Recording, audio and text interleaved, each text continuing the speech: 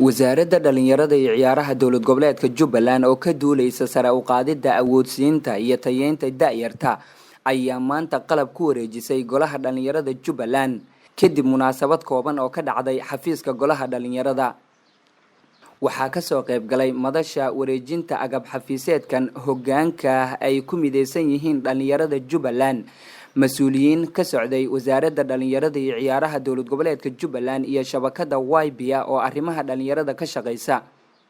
qalabka lagu wareejiyay golaha dhalinyarada ayaa waxaa ka mid ahaa qalab xafiiseed dhameystiran oo isugu jira kombiyuutarro, desktop ama kuwa miiska la saaro, laptopyo iyo qalab kale. gudoomiyaha golaha dhalinyarada saddexda gobol ee dowlad goboleedka Jubbaland Mudane Cabdiwahaab Bilaal oo gudoomay ayaa sheegay inay baahi badan u qabeen qalabkan xafiiska ayna wixii hadda ka dambeeyo ka caawin doonto in sare loo qaado tayada xafiiska dhalinyarada. runtii waxaa farxad weyn maanta waa inaan wasaaradda dhalinyarada ciyaaraha kala wareegna qalab xafiiseed oo saddex xafiis ay leeyihiin ururka dhalinyarada Jubbaland ay leeyihiin oo runtii qalab runtii aad baahi badan loogu qabay oo aan u maleynaa in wax badan ka faa'iido doona, wax badan ku soo korin doona shaqadii runtii socotay ee dhalinyarada ay ku hayeen.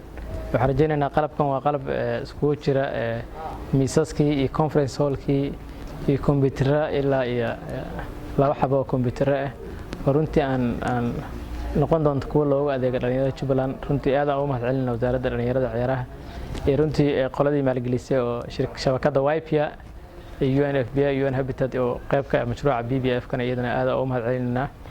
waana soo dhaweynaynaa. waxaan rajaynayaa insha Allah maadaama aan ku jirna hadda guri oo aysan dhalinyarada lahayn oo guri kale u yahay, waxaan rajaynayaa insha Allah waxa kale oo aan ka rajaynaa wasaaradda inay tahay waqtigiisa xiga inay nagu wareejin doonto iyadana xarumaha la dhisayo dhalinyarada. taasna waxaan rajaynaynaa mar dhow inaan ku guuri doono qalab annaga aan leenahay iyo xarun annaga aan leenahay oo ku shaqeyn doono. taasna waan uga fadhinaa iyo xarumaha la dhameystirayo hadda ay ugu soo horeyso xarunta inji oo aan leenahay wali hami badan aan ka qabnaa inaysan noqonin xarumihii kale oo runtii isaan dhalinyarada u sugayeen oo hami badan uga qabeen haddana mar labaad aan gacantooda soo galnay. Siciid Cali Maxamed agaasimaha waaxda ciyaaraha ee wasaaradda dhalinyarada iyo ciyaaraha dowlad goboleedka Jubbaland ayaa mas'uuliyiinta golaha dhalinyarada Jubbaland kula dardaarmay in la ilaaliyo qalabka si baahidii jirtay ay meesha uga baxdo, isagoona dhanka kale tilmaamay in wasaaradda dhalinyarada iyo ciyaaraha ay wado dadaalo lagu dardargelinayo howlaha dhalinyarada iyo sidoo kale ciyaaraha.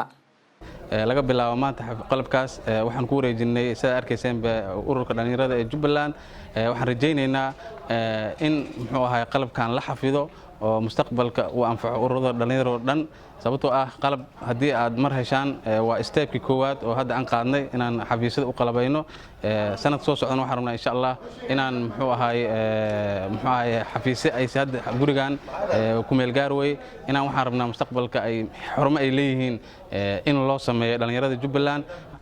saa la socotaan wasaaradda laba qaybood ay ka kooban tahay, qayb isboorti ah iyo qayb dhalinyarada ah. markan dadkaas ayagana ka mid yihiin juhdi badan oo ku bixinaynaa. muxuu ahaay mustaqbalkan waxaan rajaynaynaa inaan xafiisyadii loo dhisay inay loo hirgeli doono ay la wareegi doonaan mar dhow sanadka soo socdo saan rajaynayno. waxaan kaloo aad ugu mahadcelinayaa YBA shabakada YBA oo wasaaradda wax badan kala shaqeysay xagga dhalinyarada bisbil in loo sameeyo aqoontooda la kordhiyo. aad baan idan ugu mahadcelinayaa.